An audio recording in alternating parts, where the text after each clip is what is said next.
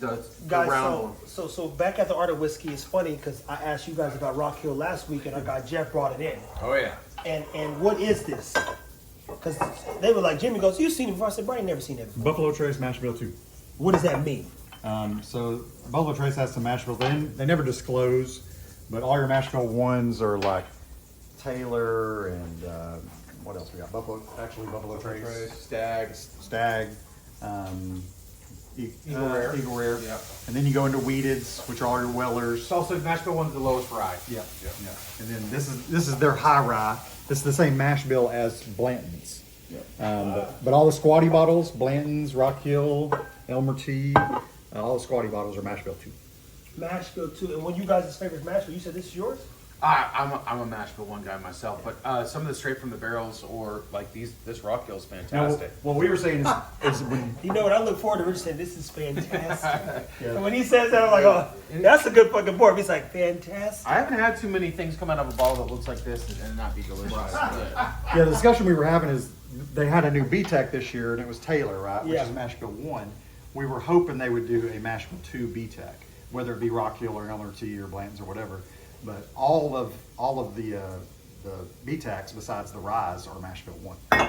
Interesting, man. Taylor, Eagle, George T. Well, again, Jeff brought some BTAC ones for us to try, and this Parker's one. Is this the one that came out this year? Yeah. Yep. Is that the one?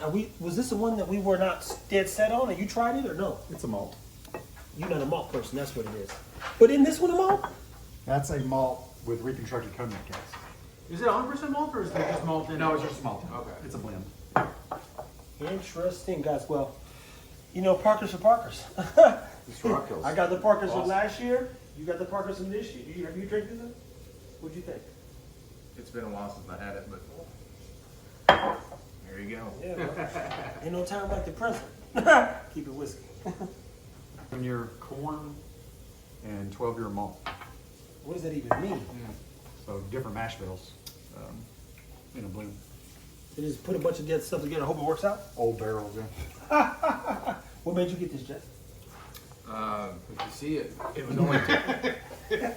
Sorry, Jeff. I saw it on secondary for $215. That's a pretty good price. Oh, snap. He wanted to donate to charity, and a portion of this bottle goes to charity. Actually, I did donate to a charity, and I won a Rock Hill Farm. There you go. Not that one, but There you go. it hasn't got delivered yet. That's what we call whiskey karma. Good whiskey karma. It's a lot of good whiskey karma that goes into everything that takes place here. And I couldn't ask for a better lineup. Now, Jeff, you've been in whiskey for a long time, and I can ask you since you're here, but you guys feel free to chime in. We've been working on new terms. Because how do you define the whiskey community? Like, how would you define it based on the years you've been involved? Very, very nice people, good people. Yeah. A lot of good people that share their good bottles. Not too many people would bring a $1,200 or $1,300 bottle for other people to open and share, Yeah. right? So that's to me has probably been the biggest part is people sharing and going, hey, it's here, let's have it. Yeah. You know? That's been my journey too, people. I don't have perspective at times, so I say, "Hey, Tim, I need like a good BTAC. I need like 6 ounces of BTAC." He's like, "What kind? Like a good one or a bad one?" I said, "Well, I thought it was all good." He was like, "Well, depends on what year." Levels of good. I know. So I tell him, and he goes, "Well, that's like $1,000 worth of whiskey." I was like, "Okay, I'll bring it back." So when he gives it to me, he's like, "Oh, just keep it." I was like, "All right." Again, I don't be knowing what's going on half the time, but I can tell you, I've never been a part of a community that shares so much. Because if I'm being candid, in my community, people be like, "Oh man, that's crazy, boy." You could be talking like, "Hey man, I never had that. Oh, that sucks. That's too bad for you, buddy. It's crazy." Well, I mean, you got a whole bottle of, you know, I don't.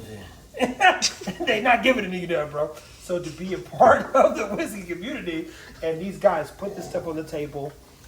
When Daniel shows up, I mean, we killed some good stuff last week. I've been with Daniel, killed some good stuff with him there. We watched thousands and thousands of dollars.